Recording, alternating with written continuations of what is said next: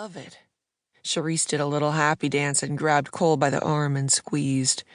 I can't believe we've done all this in 6 weeks. Isn't it perfect? Cole stared at his mate and nodded. Perfect. Louis knew his friend wasn't talking about the house. Cole was the oldest and quietest of the bunch. He was also the largest. Louis had never pictured his friend settling into mated bliss quite so easily. But Cole had taken one look at Charisse and fallen hard. Then he'd fought like hell to keep her. Let's check out the inside. Charisse pulled Cole behind her and waved at the rest of them to follow. Jacques grinned and fell into line behind them, and the rest of the pack followed. Yeah, Louis could just imagine his father, the alpha of the Louisiana pack, falling into line behind a female werewolf, especially one who was challenged in the way Charisse was. Wouldn't happen. His father was a nasty son of a bitch.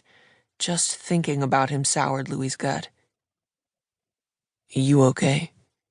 Gator sidled up to him as the others went on inside. Louis nodded and glanced around the woods. It's just been so quiet. Too quiet for his liking. They'd been warring with their former pack since they'd left, but the hostilities had really heated up over the past 10 months. Their last encounter had ended in the death of Travis Dubois when he'd attacked Sylvie. It had been calm in the weeks since. That worried Louis. He knew the old man wasn't going to give up and let them live in peace. It simply wasn't in him. He'd fight to the bitter end to prove he was right, that he was alpha. Jacques was more of a leader than their father could ever dream of being. Strong, independent men followed Louis's brother, not because they were afraid of him, but because they respected him. And Jacques showed his respect for them constantly. No, they were building something unique here, something unlike any of them had ever known or had ever dreamed existed. They were building a pack based on commitment to one another, not on pack hierarchy or fear. There were no fights for status, no need to constantly be on guard for attack. They stood together and fought together and were stronger for it. I hear you, Gator answered. It's coming. And soon. Louis respected Gator's opinion. He sometimes thought his friend might be a bit psychic. If Gator said an attack was coming soon, it was. Simple as that. We need to be ready for it. They hadn't lost anyone yet, but it had been close several times. He followed Gator into the new house, and his gaze immediately went to his brother and Gwen. They'd almost lost Gwen last fall, but somehow she'd managed to survive and thrive in her new life. The walls of the new home were log, giving the place a rustic feel. A cast-iron wood stove sat on a slab in one corner of the living area. They'd wanted to build a fireplace, but the wood stove was quicker and easier to install and would give off a lot of heat come winter. That, along with electric heat, would keep the couple nice and warm.